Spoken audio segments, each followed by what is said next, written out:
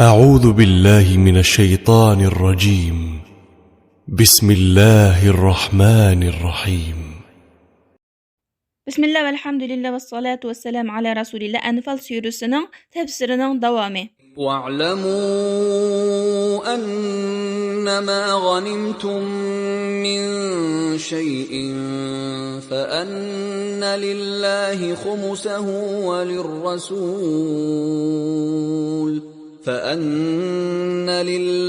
خمسه وللرسول ولذي القربى واليتامى والمساكين وابن السبيل إن كنتم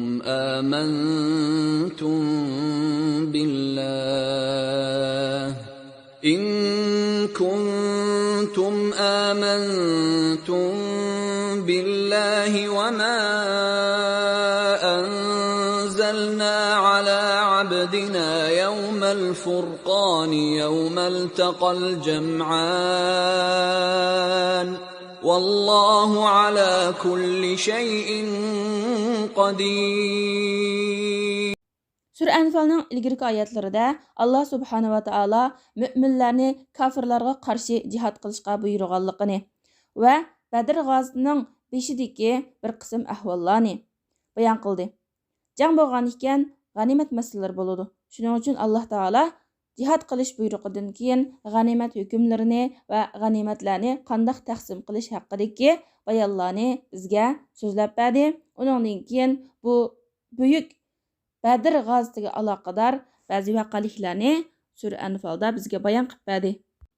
41-oyatida Allah Taala aytadiki: "Ey mu'minlar, bilinglarki, sizlar algan g'animatning 5dan biri Allohga, payg'ambarga, payg'ambarning xish aqribalariga, ya'ni urug' tuqqanlarga, yetimlarga, miskinlarga, ibn sabillarga xosdir."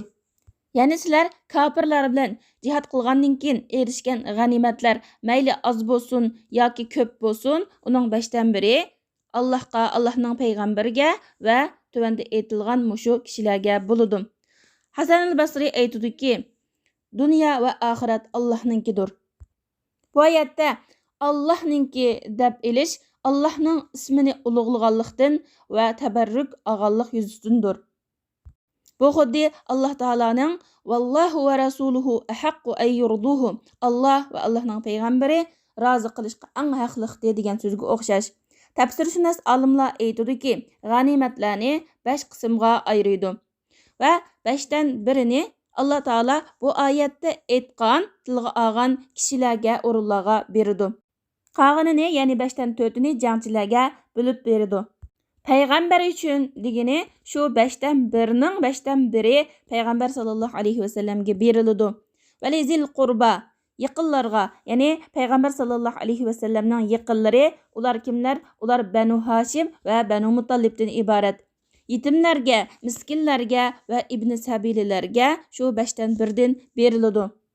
Yetimlar balog'at yetishdan ilgari dadisi tugab ketgan kichik bolalarni ko'rsatadi va faqirlar bo'lsa hojatmanlarni ko'rsatadi, kambag'allarni ko'rsatadi va ibn sabillar bo'lsa musulmonlardan yurtidan ayrilib boshqa yoqqa safar qilgan bo'lsa, yo'l ustida pul pichaklar tugab qolgan kishilarni ko'rsatadi.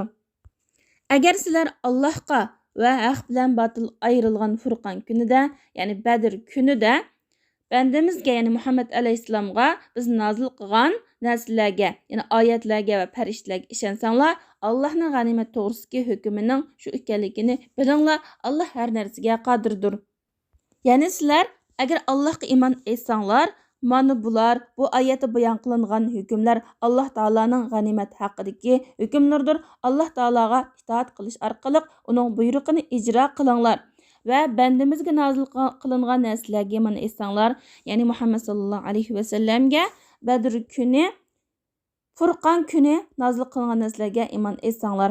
Furqon kuni deb atilishining sababi Allah subhanahu va taolo bu kunda haq bilan botil o'ttirsini ayirdi. Ikki qo'shin uchrashgan kunda. Ya'ni bu kunda Alloh taolo mu'minlarni va kofirlarni bir yerga jo'g'ladi, bir yerga to'pladi. Jundur Rahman bilan shayton qo'shini uchrashdi. Allah Taala her narsaga qodirdir. Allah Taolaga hech kim teng kelmaydi. Allohning kuch qudratining her narsaga qodir ekanligining jumlasining qatoridan Badr kuni farishtalarni tushirib az sondagi mo'minlarga o'zidan son jihatdan necha hassi ko'p bo'lgan mushriklarga qarshi g'alaba nusrat ato qilganligidir.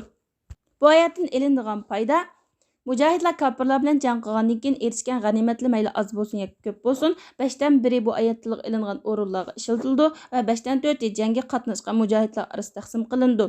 Badr kuni Furqon kuni deb ataldi, chunki Alloh taolo bu kunda haq bilan botilning o'ttirisini ayirdi va Yawmul Jam'an deb ataldi, chunki bu kunda Alloh taolo kofirlar qo'shini bilan Allohning qo'shinining o'ttirisini bir yerga jamladi.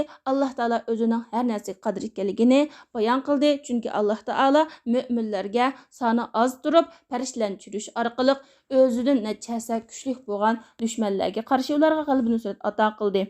Subhanakallahumma bihamdika ashhadu an la ilaha illa anta astaghfiruka va atubu ilayk.